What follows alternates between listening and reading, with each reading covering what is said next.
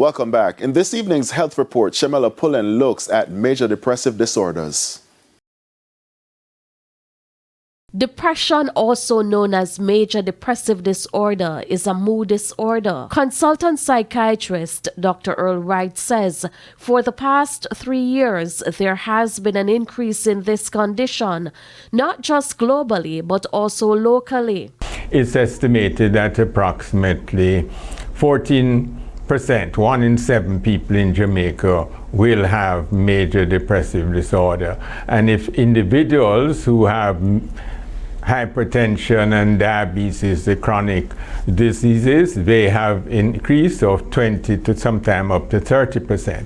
We have also been seeing here an increase in the number of adolescents with depression, and the studies are showing that 15% or more of individuals in the adolescent group are having major depressive disorders. Common symptoms of depression include persistent feeling of sadness, excessive crying, irritability or frustration, lack of sleep, and changes in appetite.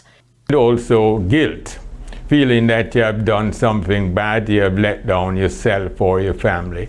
And depression is a major cause of suicide. And although in Jamaica our suicide rate is not exceptionally high, around 60 to 70% of individuals in Jamaica who commit suicide have a diagnosis of major depressive disorder.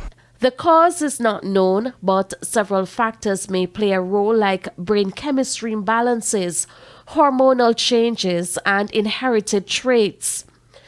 While depression can't be completely prevented, certain strategies may help to treat symptoms, including talk therapy.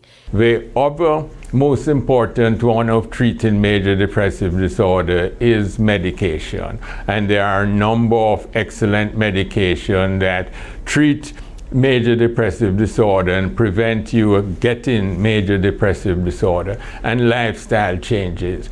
When you exercise on a daily basis, you change the chemicals in your brain, you secrete endorphins and serotonin, and that helps you to deal with the depression and prevents the major depression. With your health report, I'm Shamela Pullen, wishing you good health.